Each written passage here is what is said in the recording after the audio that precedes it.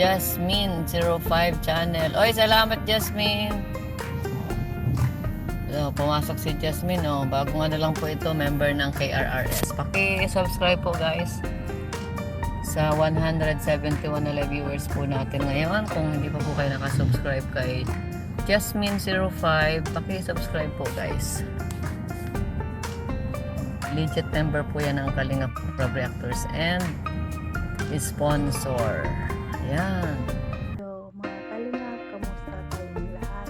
Kung saan man tayong bansa ngayon, kamusta tayong lahat? Ngayon guys, mag-reaction video tayo sa 551 kung saan nagsalita ang nanay ni Biancy tungkol sa mga passer. Pero bago yun guys, bago tayo mag-reaction, huwag natin kalimutan pasalamatan ang ama ng Kalingap, Santos Matubang, atin na vlog, Kalingap Rab, Jack Matubang, Kalingap YouTube, tara natin ang kanyang channel para malaking tuloy ito sa kanya sa mga kanyang beneficiary na mga estudyante. Marathon lagi natin guys ang kanyang channel.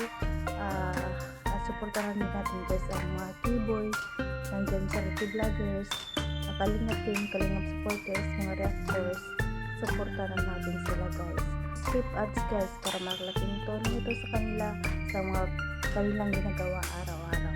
At ito pala guys, bago tayo mag-reaction, panoorin muna natin ang video. Tara, let's go. 1, 2, 3, go! Doon naman po sa minsan syempre may mga negative comments. O, di naman si Biancy na apektuhan.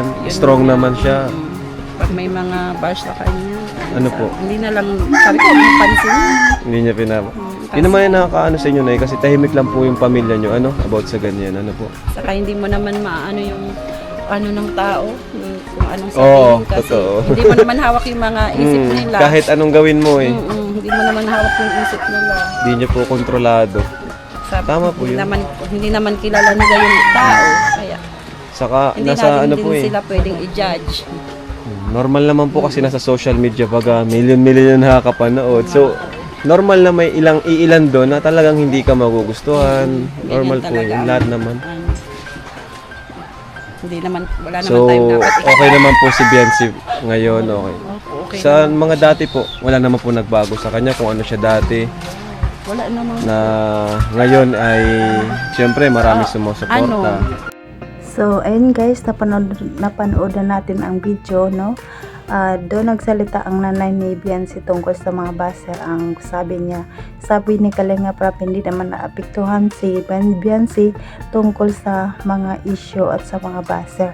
Sabi ng nanay niya, hindi naman. At sabi ni Kalingap Rab, strong naman daw si Biancy. At saka ang bait ng pamilya nila guys, naintindihan pa nila ang baser.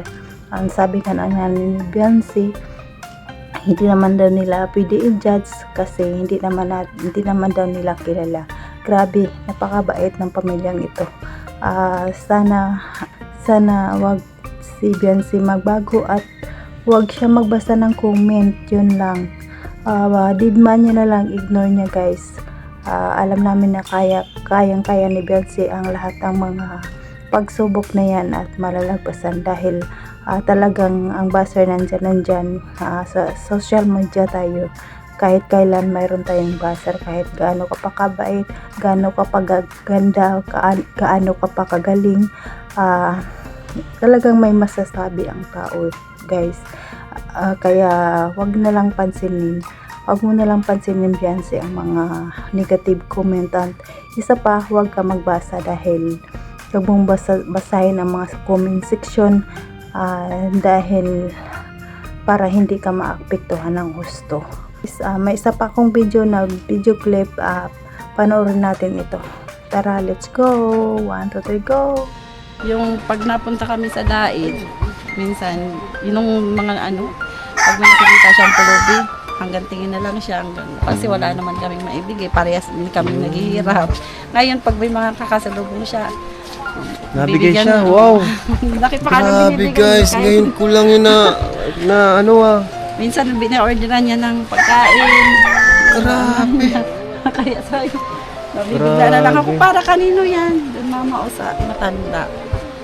Grabe guys, ngayon ko lang po narinig ito, si Biancy napaka humble. Wala siyang sinasabi sa atin na tumutulong siya.